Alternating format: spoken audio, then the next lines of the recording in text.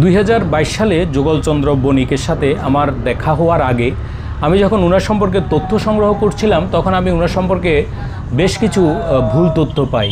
প্রথম যে ভুল তথ্যটা পেয়েছিলাম সেটা ছিল ওনার নাম নিয়ে।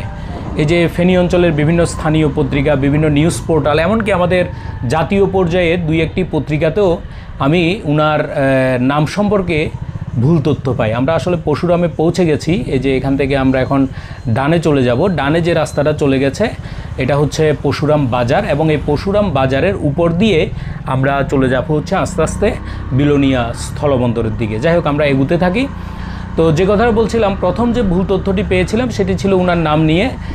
বিভিন্ন জায়গায় আপনারাও এখন এই যে অনলাইনে সার্চ করে দেখবেন বা বিভিন্ন পোর্টালে বা লোকাল সংবাদপত্রে দেখবেন যে বলা হয়েছে বা লেখা আছে যে ওনার নাম হচ্ছে যুগলচন্দ্র দাস।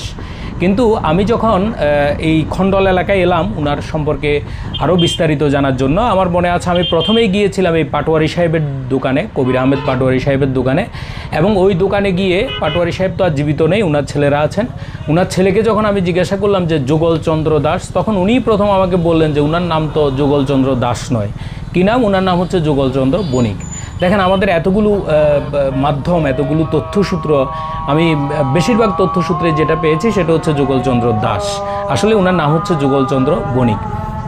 দ্বিতীয় যে ভুল তথ্যটি পেয়েছিলাম, বিভিন্ন জায়গায় আপনারা এখনও সার্চ করে দেখলে আপনারা পাবেন, ডানে আমরা যেটা দেখতে পাচ্ছি এটা হচ্ছে পরশুরাম পাইলট, সরকারি পাইলট উচ্চ বিদ্যালয়। যদিও সাইনবোর্ডে এখানে কিছু লেখা নেই, পাশে একটা ছোট্ট সাইনবোর্ড আছে, সেখান থেকে দেখলাম পরশুরাম সরকারি পাইলট উচ্চ বিদ্যালয়।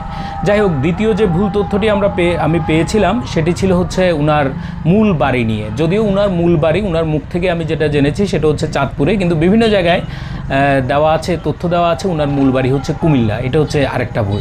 আর সবচেয়ে মারাত্মক যে ভুলটা এখনও আমি দেখি বিভিন্ন তথ্যে, বিভিন্ন তথ্যসূত্রে এখনও দেখা যায় উল্লেখ করা আছে, সেটা হচ্ছে উনি একসময় কবির আহমেদ পাটোয়ারি সাহেবের দোকানের কর্মচারী ছিলেন। যেটা আমি যখন ওনার যখন ইন্টারভিউ নিয়েছি, তিনি অত্যন্ত দুঃখের সাথে এই বিষয়টা তিনি ডিনাই করেছেন এবং তিনি খুব দুঃখ প্রকাশ করেছেন যে আমি কখনোই কারো দোকানে আমি এভাবে আসলে চাকরি করিনি। আমি চুক্তিভিত্তিকভাবে তাদেরকে বানিয়ে দিতাম এবং তাদেরকে আমি কাজটা শিখিয়েছি, ওরা আমার কাছ থেকে কাজটা শিখে নিয়েছেন। এবং এক পর্যায়ে তিনি আমাকে দুঃখ প্রকাশ করতে গিয়ে এটা বলেছিলেন যে আমি 62 রকমের মিষ্টি বানাতে পারতাম, 62 রকমের মিষ্টি বানানোর রেসিপি আমার কাছে আছে, কিন্তু আমি তাদেরকে শিখিয়েছি মাত্র একটা। কিন্তু আজকে লোকজন বলে যে আমি তাদের দোকানে কাজ করতাম, তাদের দোকানের কর্মচারী ছিলাম। এটা আসলে অত্যন্ত দুঃখজনক। এবং তিনি বলেছিলেন যে আমি যদি কাজই করতাম, চাকরিই করতাম, তাহলে তো আমি ফেনীতে অনেক ভালো ভালো দোকানে আমাকে অফার করেছিল, কিন্তু আমি কোথাও যাইনি। এবং ওনার এই যে মিষ্টি বানানোর এই জীবনটা, এটা নিয়ে সম্ভবত ওনার কিছু দুঃখ ওনার মনে আছে। আমি ওনাকে এক পর্যায়ে প্রশ্ন করেছিলাম যে আপনি এই যে আপনার তৈরি করা একটা মিষ্টি, এটা এত জনপ্রিয় হচ্ছে, দেশব্যাপী এখন জনপ্রিয় হচ্ছে, তো এই যে ধারাটা, এটাকে ধরে রাখতে আপনি আপনার ছেলেকে বা আপনার বংশের কাউকে আপনি এই লাইনে এনেছেন কিনা? উনি বলেছিলেন, একটা দীর্ঘশ্বাস নিয়ে বলেছিলেন, না, আমি আসলে কাউকে আনিনি। তো ওনার মনের আসলে মূল দুঃখটা কি সেটা তো আর আমি জানি না। তো ওনার একটাই ছেলে আছে, আমি যতটুকু দেখেছিলাম ওনার ফুলগাজী বাসায় গিয়ে আমি যেটা দেখেছি সেটা হচ্ছে ওনার একটা ছেলে আছে। ওই ছেলেটা বর্তমানে একটা মুদি দোকান করে, অর্থাৎ এই মিষ্টি তৈরির এই লাইনে কিন্তু তার ছেলে নেই। এবং যুগলচন্দ্র বণিকের সাথে এরপরে ওই দেখার পরে আমি আর আসলে খুব বেশি একটা যোগাযোগও রাখিনি। যোগাযোগ না রাখার কারণ হচ্ছে আমি যখন গিয়েছিলাম, যেবার গিয়েছিলাম ওনার ইন্টারভিউ করেছিলাম, তখন দেখেছিলাম যুগলচন্দ্র বাবুর বণিকের ছেলে যিনি আছেন তিনি আসলে বিরক্ত।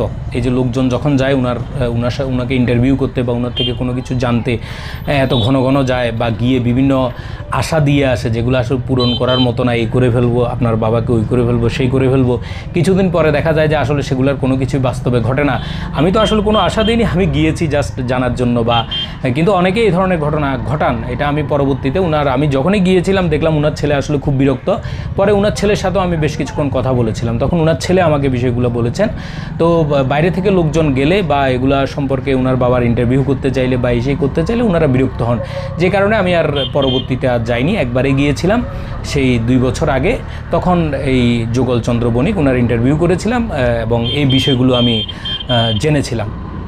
তো যাই হোক, আমরা আশা করব যে কথাটা আমি বলেছি, এই খণ্ডলের মিষ্টি এটি আরও প্রসার লাভ করুক, এটি জিআই পণ্য হিসেবে স্বীকৃতি পাক। পাশাপাশি যুগলচন্দ্র বণিক সম্পর্কে যে সমস্ত ভুল তথ্য আছে এগুলোকে সংশোধন করে নেওয়া হোক। যেহেতু উনি আশা করব এখনও সুস্থ আছেন, ওনার ছেলেরা আছেন, তথ্যগুলো সংশোধন করে নেওয়া বা সঠিক তথ্য দেওয়া এটা আসলে খুব বেশি কঠিন কাজ এখনও হয়ে ওঠেনি। আমরা আরও একটি বিজিবি চেকপোস্ট আমরা পার করলাম, আমরা আস্তে আস্তে বিলোনিয়া স্থলবন্দরের দিকে এগিয়ে যাচ্ছি। আর এই যে পরশুরাম, এই পরশুরামটা হচ্ছে, এটা হচ্ছে ফেনী জেলার মধ্যে সবচেয়ে ছোট উপজেলা। এটি আসলে মূলত উপজেলা হিসেবে গঠিত হয়েছিল 1983 সালে। তখন এখানে 10টি ইউনিয়ন ছিল, কিন্তু পরবর্তীতে 2002 সালে যখন ফুলগাজী উপজেলা যখন প্রতিষ্ঠা করা হলো, এই ফুলগাজী উপজেলাটা মূলত এই পরশুরামের বেশিরভাগ অংশটাকেই নিয়ে গেছে ফুলগাজী উপজেলার অবস্থানের ভিতরে। তখন এই পরশুরাম উপজেলার আয়তনটা কমে আসলো, এবং আয়তন কমে আসার পরে বর্তমানে যে অবস্থা এই পরশুরাম উপজেলা, সেটি হচ্ছে পরশুরাম উপজেলাতে একটি পৌরসভা রয়েছে এবং 3টি মাত্র ইউনিয়ন রয়েছে। এটা হয়তো অনেকে শুনে অবাক হবেন, মাত্র 3টি ইউনিয়ন নিয়ে বর্তমানে এই পরশুরাম উপজেলাটা এটা গঠিত, একটি পৌরসভা এবং 3টি হচ্ছে ইউনিয়ন পরিষদ। আর এই পরশুরামের নামকরণ সম্পর্কেও আমার একটু জানার আগ্রহ ছিল, সেই জানার আগ্রহ থেকে আমি একটু খোঁজখবর করে দেখেছি। খুব বেশি যে ওই যে অনেকটা ছাগলনাইয়ার মতো খুব বেশি যে তথ্যভিত্তিক কোনো বা খুব বেশি যে তথ্যভিত্তিক কোনো বিষয় জানতে পেরেছি বা যেটা গ্রহণযোগ্য খুব বেশি কিছু যে জানতে পেরেছি তা আসলে নয়। অনেকটা যেটা জানতে পেরেছি সেটা হচ্ছে একটা সময়, এটা কথিত কথা, যে একটা সময় নাকি এই অঞ্চলে একজন জমিদার ছিলেন এবং ওনার নাম ছিল পরশুরাম চৌধুরী। ওই পরশুরাম চৌধুরীর নাম অনুসারে এই অঞ্চলের নাম হয়েছে পরশুরাম। অর্থাৎ এই যে দুইটা উপজেলা মূলত আজকে আমি টাচ করলাম, একটা হচ্ছে ছাগলনাইয়া, একটা হচ্ছে পরশুরাম। এই দুটারই নামকরণ সম্পর্কে আমি এখনও পর্যন্ত শতভাগ সুনিশ্চিত কোনো তথ্য আমি পাইনি। এমনকি আমি এই দুটি উপজেলার যে আমাদের বর্তমানে যে উপজেলা পর্যায়ের যে সরকারি যে ওয়েবসাইটগুলো থাকে, সেই ওয়েবসাইটগুলো তো আমি দেখেছি, সেখানেও কিন্তু একেবারে কনক্রিট কোনো সলিউশন বা কনক্লুশন কিন্তু দেওয়া হয়নি। যেমন পরশুরামের ব্যাপারে যেটা, সেটা হচ্ছে কথিত আছে যে পরশুরাম চৌধুরী নামক একজন জমিদার ছিলেন, তার নামের উপর এটা পরশুরাম হয়েছে।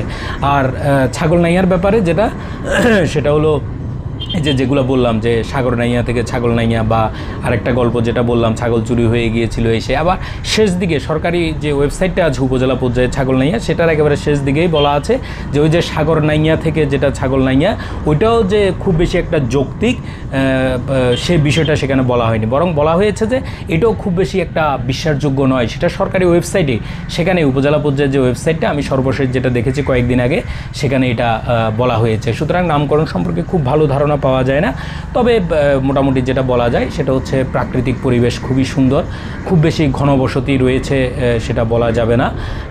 কিছু দূর পর ছোট ছোট কিছু বাজার, আর হচ্ছে অনেক ফসলি জমি এখানে রয়েছে, প্রচুর সবুজ চমৎকার প্রাকৃতিক পরিবেশ এই দুটি উপজেলারই।